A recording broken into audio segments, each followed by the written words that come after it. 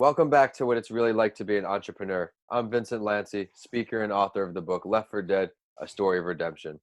Want to know what it's really like to be an entrepreneur? Well, you came to the right place. Whether you're already an entrepreneur or looking to start your journey tomorrow, or someone who just needs a little extra motivation to get through the day, this is the perfect podcast for you. This is the place where you will learn exactly what it's like in the world of entrepreneurship and hear authentic stories of entrepreneurs grinding on each episode. My goal for this podcast is to help you realize that giving up is never an option. If you missed the last episode, be sure to download it after you tune in today. Before I introduce my guest, I'll share an entrepreneurial story to inspire you all.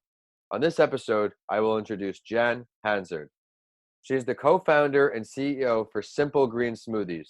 In 2011, her husband got laid off and decided to become a pastor. She found out that even with the financial support from the church, grocery subsidies, and unemployment checks, it was still tough to make ends meet. As he was laid off, they also lost their health insurance when she had kids, so she didn't know what to do, especially on a budget. I also noted that she was a true entrepreneur because she turned her passion which is her wellness brand, into a successful organization that has over 1 million plus in her community. She started by literally walking around with a green smoothie at all times, which enabled her to share knowledge about the product's benefits with everyone she met. And we all know as entrepreneurs, word of mouth is probably the best marketing, just very difficult. And I wanted to share this statement in this Forbes article because it shows the listeners that if you're grinding, you're willing to take the chance to succeed, do the small things, walking around with a green smoothie, cold calling, anything's possible. Meridith, what do you like best about her story? I love that. I love that story because it reminds me of the real innovators, the visionaries, whether it be, the beginning of cell phones or even the Wright brothers. It all began with one person who pretty much is faced with something that, general consensus would be that it's impossible, right? And they took that impossible and they made that their I'm possible. And then all of a sudden the impossible becomes the norm for everybody, right? Absolutely. That voice you all just heard is today's guest on my show. My guest on the show today is someone I met through Tampa General Hospital as a part of my TGH family. She's an incredible entrepreneur, but an even more incredible person. She has an amazing story to share with many entrepreneurial activities, and it's my pleasure to introduce Meridith Alexander. Meridith, thanks for joining the show.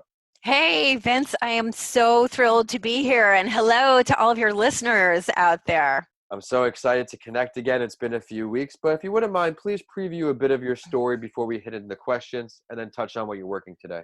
Sure. So for me, about 3.5 years ago, I was like, I would say 99% of the entrepreneurs, I was really out there trying to finesse my outer game and learn all the social media hacks and this little acceleration growth trick, and really investing in ways to grow my business, thinking that when I checked off those boxes, then somehow magically and mysteriously I would achieve work-life balance. My life would be great, all those little buzzwords, right? And then all of a sudden, one Friday afternoon in February of 2016, literally a boulder came crashing down right in the middle of my plans. And my youngest daughter, who was 22 at the time, was down in South America building schools and doing all kinds of amazing things. And she happened to take a quick little side adventure to Colombia, South America. And literally while she was swimming in a grotto in the middle of a rafting trip, a boulder just fell off the side of the mountain and crushed her skull and crushed her lungs, broke her spine, snapped her thigh, left her with more than 4 different life-threatening injuries, and they didn't expect for her to make it. So needless to say, they don't teach you anything in entrepreneurial school or university about what to do when you get that call. And so it's not just the emotional obliteration that you feel when you have a loved one, or when yourself gets hit with some sort of boulder, whatever your boulder is. It also takes a huge financial hit. Absolutely. As well, right? That was in the middle of my busy season. And all of a sudden I found myself having to drop everything and hop on a plane and head to Colombia. right? Yeah. Well, I know your daughter, and she's a great, great person and part of my TGH family as well. Meredith, I'm real excited to get into the big five today with you. Each episode, my guest and I go over these 5 questions to help all of the listeners understand what it's really like to be an entrepreneur. You ready to go? Absolutely. Great. Bring it on. So we touched a little bit on your background and the circumstances. When did you realize that you weren't happy? What was that exact moment with what you were doing, or that you just needed to change to full spread your wings?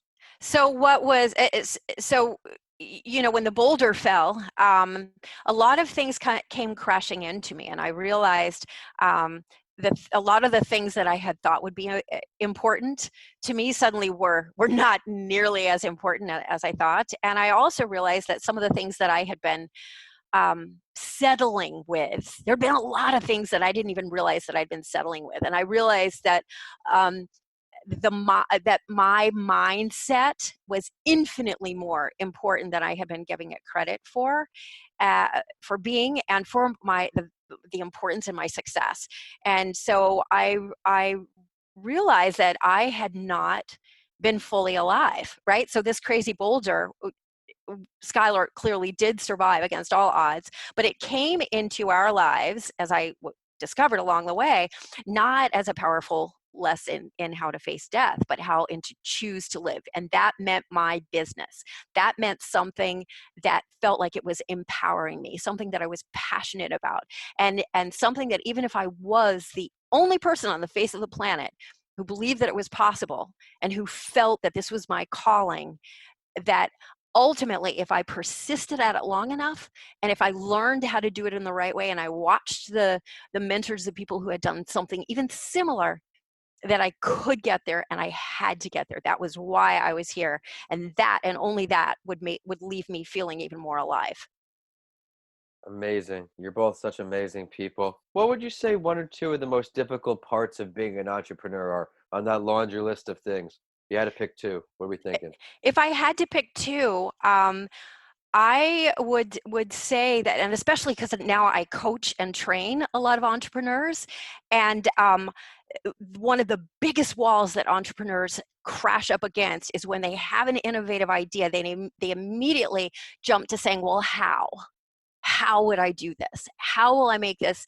Is this even possible? So that big how can be a really distracting question, when the question I have found, the real juicy question needs to be who? Who has done anything like it? Who can be a part of my team? Who can help me accelerate my vision? Who can I surround myself with, who will give me rocket fuel when I'm feeling like I'm my own worst enemy? Who? Not how, who, because when you have the right people around you, and when you have people whose their genius zone complements your genius zone in your vision, amazing things can happen.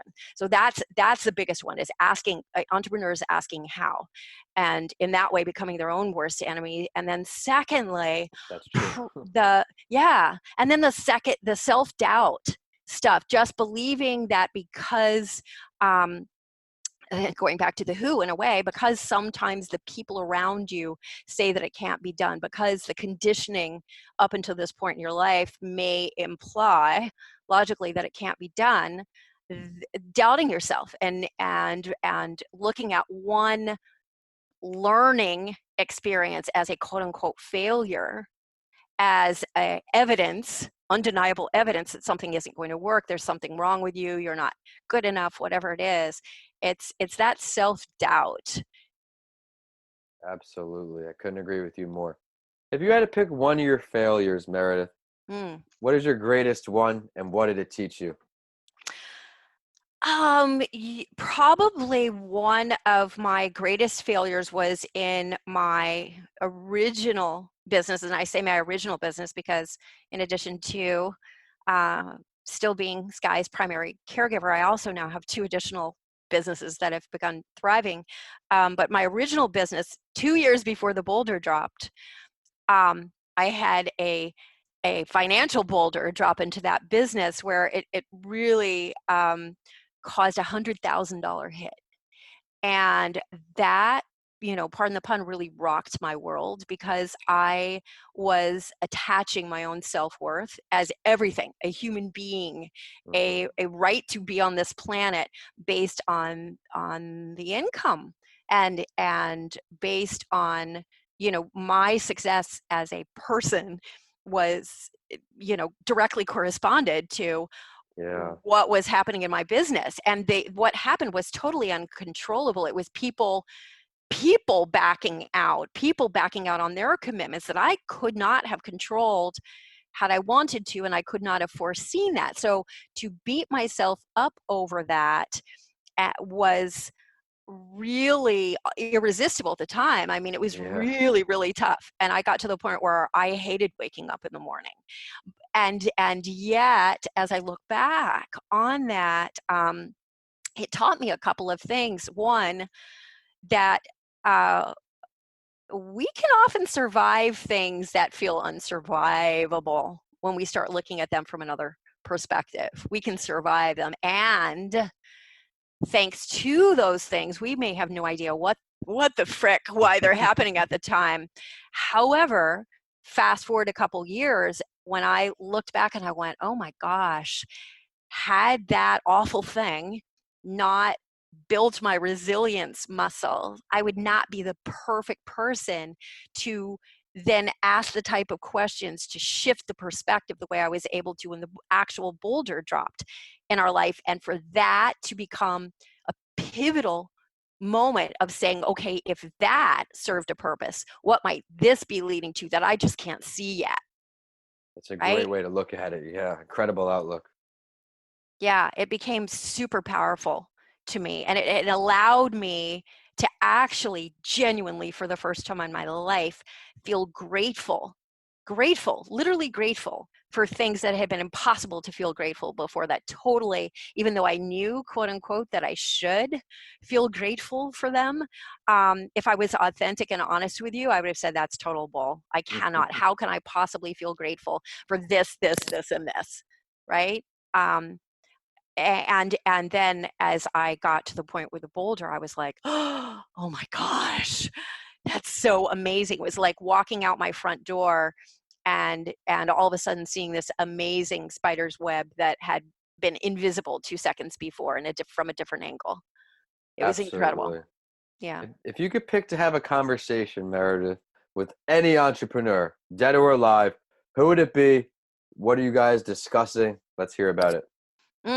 With any sort of entrepreneur, I think I actually might. What I might do is go back into Napoleon Hill's Think and Grow Rich, and it would be to have like a little assembly of like amazing people. Because one thing that I value even more than I did before is that we're not intended individually to have all the answers. It's like you have your amazing greatness and I have my Mhm. amazing greatness, and every single person listening to this has their own specific greatness. So when we take your greatness and my greatness and the individual greatnesses of everyone, then and only then do you have the capability of just something massive. So for me, it would be a collection of people who are massively successful through personal development, because the inner game is huge, and the importance. And that's one thing that I love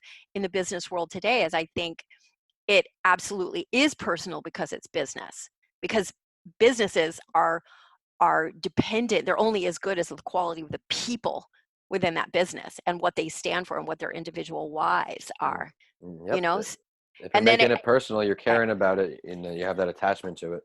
absolutely, absolutely. So, and it would also be people then who are really, really, I have some great mentors that have influenced me and helped me amazingly. So I would be one of those that would choose to have, the collections of the Oprahs, the Dean Mhm. Graciosis, the Tony Robbins, those people who have been geniuses in furthering people's quest for the inner game, to also people who have been absolute geniuses in marketing and really, actually running running businesses. And if you could have a collection, and when we could have a cooperative environment instead of a competitive environment, I think then we will be unstoppable, and then potentially the revolution with the artificial intelligence will never be replaceable. It's a Right? great way to put it. Everybody has their core values, and if we all work Yes. together, I mean, it's very interesting. A similar thing on an earlier episode where cooperation, not competition. Yes. We work together, and the great things we can accomplish. It's just unfortunately not everybody's on that same page, Yet. and it will. I hope we do. Yes. Great answers, Meredith. Thank you. Let's Thank look you. at all of your entrepreneurial endeavors that you have going on right now. We're recording this January 2020. So New Year's January 2021. Let's look at where do you see your entrepreneurial endeavors in 1 year, and then we'll fast forward to 5 years. What are we Yeah. imagining? So this time, January 2021, I will have gotten to the point where I will have spoken on multiple, even more stages around, because I love, so my personal mission is to positively impact 5 million people or more by 2025. So what that means for me is to really have created and to continue to create an environment where people that I have either spoken in front of in a corporate environment, or clients that I will have worked with either in a group setting or individually in some cases, will, going back to that, coming even more alive. I will have inspired more people to come even more alive, to trust themselves in ways that they haven't been willing to trust themselves before, to see the greatness within themselves, to own every magnificent jagged edge within their story, and to dare to be the one and only person who sees the I'm possible in their own impossible. And in that sense, I will be unstoppable in that quest. Love it. I can't wait to watch your journey unfold. Meredith, thanks so Thank much you. for coming on today. I know everybody's going to see the value in your episode and how you really got in depth with all these entrepreneurial endeavors. Thank you for that. It's time for the last word. Is there something you would like to share with our listeners today that we did not touch on yet? So I think sharing with listeners is a big mantra of mine is to trust the process and embrace those boulders. And I have learned, if there was nothing else, that there is a beautiful partnership between all these, like, yay, wonderful moments of celebration that we get to experience in our lives, and yet one of the most undervalued partnerships in this that can get us even further are these things that can feel like the dark edges, that can feel like the scary moments, the moments where we take the hits. And when, if you really, the hit is necessary to really forge a tunnel through the mountain, as opposed to having to take one step at a time over the mountain. So if you're really serious about seeing the light on the other side and you want it now, get ready to take that huge hit, embrace the boulders that are falling all around you, and understand the beauty and the magnificence that is within those. That's unbelievable.